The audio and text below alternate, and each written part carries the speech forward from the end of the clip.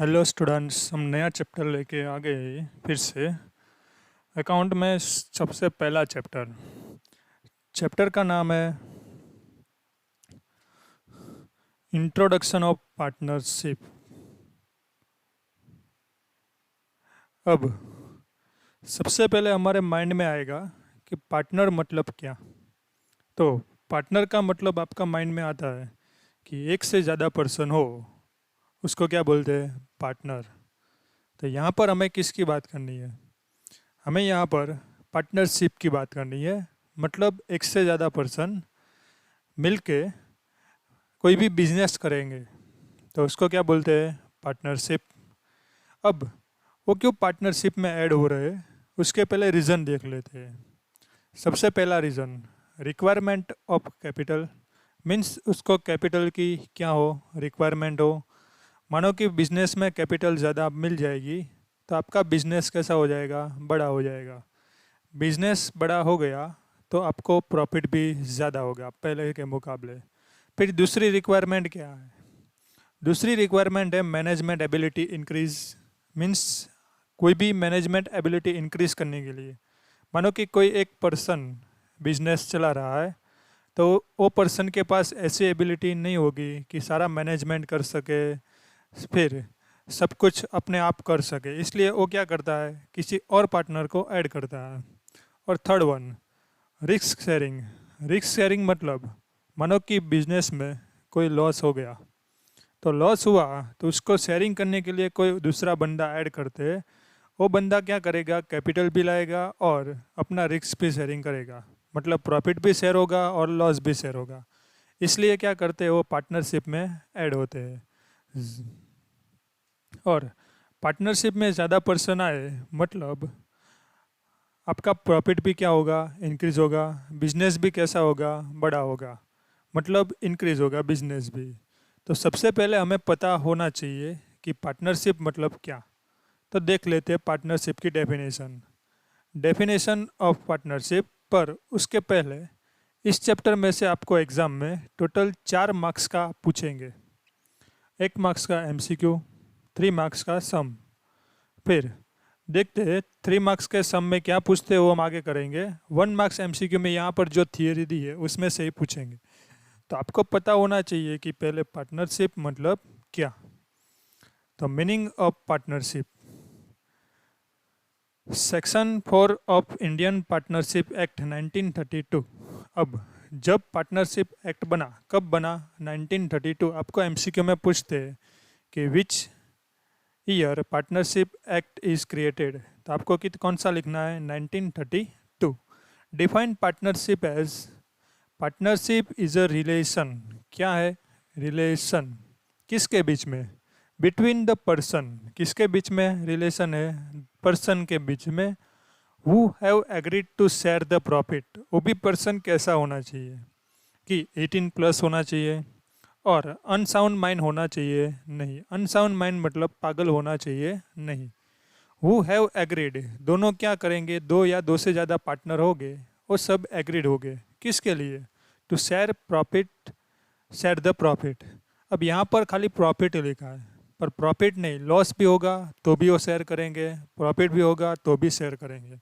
Of a business carried on by all. Means सारे partner मिलके business चलाएंगे, मतलब कैरिड, सारे पार्टनर मिलके बिजनेस चलाएंगे। और any of one of them acting for all. और कोई कोई बिजनेस ऐसा होता है, कोई एक पार्टनर चलाता है, दूसरा पार्टनर उसमें इन्वेस्ट करता है। तो any one of them acting for all means दूसरे के बिहाफ में वो क्या करता है? काम करता है। पर उसने क्या किया होगा? कुछ इन्वेस्ट नहीं किया होगा और दूसरे लोगों ने इन्वेस्ट किया होगा। तो ऐसे भी पार्टनरशिप चल सकती है। मतलब हमारी ये डेफिनेशन हो गई। पहले क्या याद रखना है? रिलेशन याद रखना है। दूसरा क्या याद रखना है? पर्सन याद रखना है। तीसरा क्या याद रखना है? एग्रीड याद रखना है। Agreed to share the profit of a business carried of on by all. Means सब मिलके बिजनेस चलाएंगे तो उसको क्या बोलेंगे? पार्टनरशिप। अब डेफिनेशन को आपको पता चल गया होगा। अब देखते हैं मीनिंग ऑफ पार्टनर्स। मानो कि पार्टनर्स किसको बोलते हैं? तो पार्टनर किसको बोलते हैं? The person who enter into such relationship are individually called partner. मानो कि कोई 3 पार्टनर है, ए, बी और सी। तो ए को हम क्या बोल सकते हैं, कोई एक पार्टनर बोल सकते हैं, पर ए बी सी तीनों तीन मिलके जो बिजनेस चला है तो उसको क्या बोलेंगे, पार्टनरशिप। इसलिए आपको डेफिनेशन याद रखनी है। 1 मार्क्स में फर्स्ट एग्जाम में आपको पूछते हैं और मीनिंग ऑफ पार्टनर्स भी पूछते हैं, इसलिए ये दोनों याद रखना है। डेफिनेशन में क्या याद रखना है, 4 चीज़ याद रखनी है। Relation, person, agreed to set the profit and carried on by all. मतलब आपको डेफिनेशन ऑटोमेटिक याद रह जाएगी। उसके बाद वाला टॉपिक, इसके थोड़े कैरेक्टरिस्टिक्स है। कैरेक्टरिस्टिक्स में से आपको एग्जाम में पूछेंगे एमसीक्यू, तो याद रखना है सबसे। तो कैरेक्टरिस्टिक्स ऑफ पार्टनरशिप, सबसे पहला characteristics, creation bye contract. Creation मतलब क्रिएट करना। आपका जो पार्टनरशिप क्रिएट होगी वो कॉन्ट्रैक्ट से क्लियर होगी। कॉन्ट्रैक्ट 2 तरह के होते हैं, ओरल और रिटर्न। बट वो रिटर्न फॉर्म में जो कॉन्ट्रैक्ट हो, एग्रीमेंट हो, वो ज़्यादा डेसिटेबल है और एडवाइजेबल है। मतलब फ्यूचर में कोई प्रॉब्लम आएगी पार्टनरशिप के बीच में, मानो कि एक से ज़्यादा पर्सन इकट्ठे हुए तो प्रॉब्लम आने ही वाली है। तो रिटर्न में होगा तो क्या होगा, आपको कोई भी दिखा सकता है फ्यूचर में कि प्रॉब्लम ऐसा ऐसा लिखा हुआ है। तो रिटर्न में होगा तो एडवाइजेबल है और डेसिस्टेबल भी है। फिर एमसीक्यू में आपको पूछे कौन सा आपको एडवाइजेबल है, कौन सा एग्रीमेंट एडवाइजेबल है, तो आपको कौन सा लिखना है, रिटर्न। ओरल में क्या होता है, कोई लोग बोलते हैं, बोलने के बाद कभी फिर जाते हैं, हमको पता नहीं है, इसलिए कैसा होना चाहिए, रिटर्न में होना चाहिए। Second, profit objective. पार्टनरशिप का मेन ऑब्जेक्टिव क्या होता है, कोई भी बिजनेस का मेन ऑब्जेक्टिव क्या होता है, प्रॉफिट ही होता है। The distribution of the profit and loss done among the partner in their permitted proportion. मतलब आपको एग्रीमेंट में जो लिखा है वही प्रपोजन में क्या करना है, प्रॉफिट डिस्ट्रीब्यूट करना है। As per the partnership act, profit and loss is distributed equal profit equal proportion if no provision made by the contract. Means provision में कुछ भी नहीं लिखा है कि प्रॉफिट कैसे डिस्ट्रीब्यूट करना है, तो आपको क्या करना है, इक्वल प्रपोजन में क्या कर देना है, प्रॉफिट डिस्ट्रीब्यूट कर देना है। ये याद रखना है कि कोई भी एग्रीमेंट किया नहीं है और डायरेक्टली आप बिजनेस स्टार्ट कर देते हो, तो आपको बिजनेस में प्रॉफिट कैसे डिस्ट्रीब्यूट करना है, इक्वल प्रपोर्शन में। Next point, legal business. हम कोई भी बिजनेस स्टार्ट करते हैं तो कैसा होना चाहिए, लीगल होना चाहिए। Partnership firm is formed to do a legal business. मतलब कोई भी बिजनेस कैसा होना चाहिए, लीगल होना चाहिए। 4 number, agent of each other. मतलब सारे पार्टनर एक दूसरे के क्या होते हैं, एजेंट है। मतलब मानो कि एक दूसरे का काम कर देते हैं तो भी कोई दिक्कत नहीं है, इसलिए एक दूसरे के क्या माने जाते हैं, एजेंट माने जाते हैं। देखते हैं उसमें, the business of the partnership firm is run by all partner, thus each partner is agent of each other. मतलब सारे पार्टनर मिला के बिजनेस चलाते हैं तो एक दूसरे के क्या माने जाते हैं, एजेंट माने जाते हैं। 5th number, number of partners. ये एमसीक्यू में याद रखना है, most IMP. The section 464 of the Companies Act 2013 empower the government of prescribe maximum number of partners is the firm subject to maximum of 100। मतलब 2013 में जो एक्ट आया company का, उसमें आपको बोला गया था कि 100 से ज़्यादा पर्सन होने चाहिए, नहीं, मैक्सिमम 100 पार्टनर्स होने चाहिए। But the government has prescribed maximum number of partner in firm 50 wide rule 10 of the companies rule 2014। Means 2014 में नया एक्ट आया, उसमें ऐसा बोला गया कि मैक्सिमम 50 पार्टनर्स ही होने चाहिए, उससे ज़्यादा होने चाहिए नहीं। मतलब आपको एग्जाम में पूछे 2013 में कितने बोले गए हैं, तो आपको लिखना है मैक्सिमम 100 और मिनिमम को 2 ही पता ही है।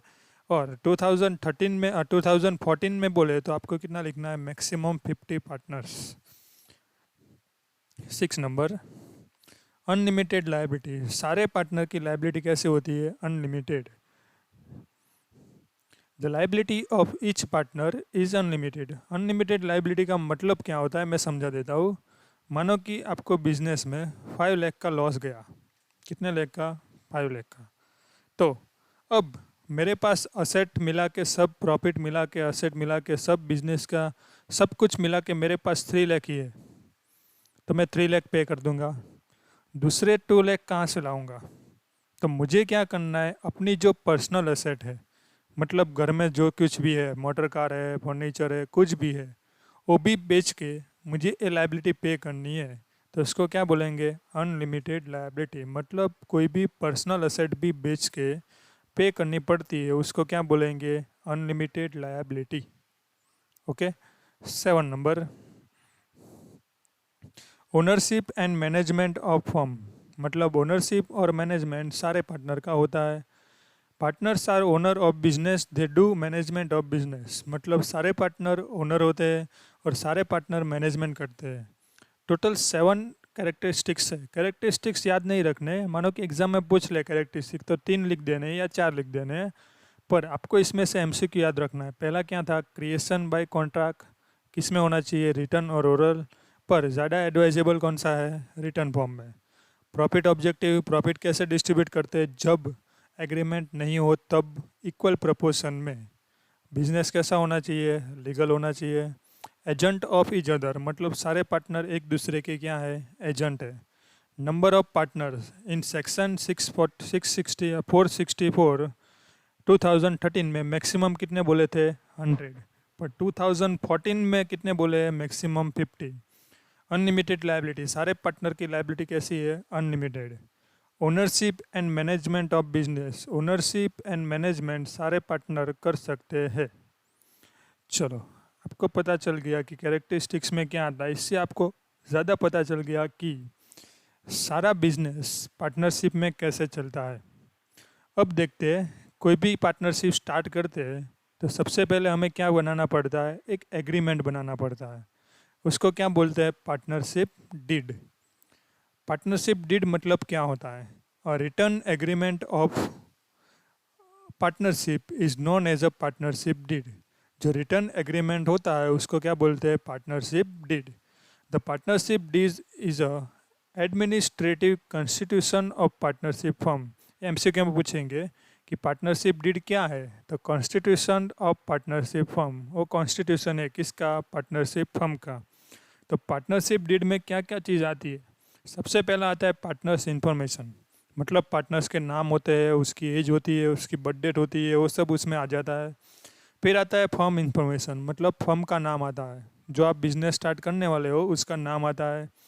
फिर बिजनेस टाइप्स आता है, आपका टाइप बिजनेस कौन से टाइप का है वो लिखना पड़ता है। फिर कैपिटल, इंटरेस्ट ऑन कैपिटल, मतलब जो पार्टनर जो कैपिटल लाए वो पार्टनरशिप डीड में दिखाना पड़ता है कि ये पार्टनर इतना कैपिटल लाया, ये पार्टनर इतना कैपिटल लाया, वो दिखाना पड़ता है। फिर ड्राइंग, इंटरेस्ट ऑन ड्राइंग, मतलब पार्टनर ने कितना ड्राइंग किया, पर्सनल पर्पस के लिए कितना रुपीज़ ले गया, कौन सी एसेट ले गया, वो भी उसमें दिखाना पड़ता है। फिर interest on capital, interest on drawing, उसका रेट उसमें लिखा होना चाहिए कि कितने रेट में आप इंटरेस्ट ऑन कैपिटल देंगे और कितने रेट में आप इंटरेस्ट ऑन ड्राइंग देंगे। Profit and loss sharing ratio, profit and loss sharing ratio भी लिखा होना चाहिए। मानो कि नहीं लिखा है तो इक्वल प्रपोजन में डिस्ट्रीब्यूट होगा प्रॉफिट या loss. Partner salary, bonus, commission, remuneration, मतलब पार्टनर्स, किसी पार्टनर को आप सैलरी देते हो, बोनस देते हो, कमीशन देते हो, ऐसा आपने एग्रीमेंट किया हो तो उसमें लिखा होना चाहिए कि ऐसा हम करने वाले हैं। फिर गुडविल, हमारे बिजनेस की गुडविल कितनी है वो भी उसमें लिखी होनी चाहिए। इतनी चीज़ जिसमें याद रखनी है पहले से बता देता हूँ। Partner information, firm information, business types, capital, interest on capital, drawing, interest on drawing, profit and loss sharing ratio, partners salary, bonus, commission, remuneration, goodwill, वो सब इंफॉर्मेशन पार्टनरशिप डीड में होनी चाहिए। ओके, ये आपको याद रखना है। अब next point, provision for Indian partnership act 1932 pertaining accounting treatment in absence of partnership deed. मानो कि आप पार्टनरशिप डीड बनाते नहीं हो और डायरेक्टली आप बिजनेस स्टार्ट कर देते हो, तो कौन सी प्रोविज़न रखी गई है? तो सबसे पहली provision, each partner contribute capital in the firm in a mutual agreement. मतलब सारे पार्टनर अपने म्यूचुअल एग्रीमेंट से कैपिटल लाएंगे। मानो कि कोई पार्टनर कैपिटल लाए नहीं लाए तो भी चलेगा, There is no restriction in the act in the regards it not mandatory to bring a capital for each partner. मतलब कंपलसरी नहीं है कि सारे पार्टनर कैपिटल लाए, कोई पार्टनर कैपिटल नहीं लाए तो भी चलेगा। इसलिए इसमें ऐसा लिखा हुआ है कि कोई भी पार्टनर कैपिटल नहीं लाए या सारे पार्टनर कैपिटल लाए वैसा ज़रूरी नहीं है। Second point, interest on capital of partner can not be paid. Interest on capital हमें पेड करना नहीं है। Third point, the distribution of profit and loss would remain in equal proportion. Profit and loss हमें equal proportion में distribute करना है, क्योंकि partnership DD नहीं है तो हम क्या करेंगे, इक्वल प्रोपोर्शन में डिस्ट्रीब्यूट कर देंगे। Fourth point, interest on drawing of the partner can not be paid to the partners. मतलब इंटरेस्ट ऑन ड्राइंग पार्टनर्स को पेड करना नहीं है। Fifth point, 6% per annum interest is to be payable loan given by any partner to the firm। मतलब कोई भी partner ने firm को लोन दी है तो उसके ऊपर 6% इंटरेस्ट पेबल होगा। कितने परसेंट? 6%। कोई भी पार्टनर ने फर्म को लोन दिया है तो मानो कि फर्म पार्टनर को लोन दे तो कोई भी परसेंट 0% इंटरेस्ट पे करना है, पर मानो कि पार्टनर फर्म को लोन दे तो कितने परसेंट इंटरेस्ट आएगा? 6%। एमसीक्यू में मोस्ट टाइम भी है, पूछा जाता है। 6 point, in case of any reasonable expense incurred of the partner for the firm partners has to right reimburse it. मतलब मानो कि कोई भी एक्सपेंस पार्टनर्स ने किया है तो उसको वो मिल जाएगा। कोई भी एक्सपेंस पार्टनर ने किया है तो उसको मिल जाएगा, ऐसा एग्रीमेंट यहाँ पर है, प्रोविज़न है। ओके, ये याद रखना है आपको।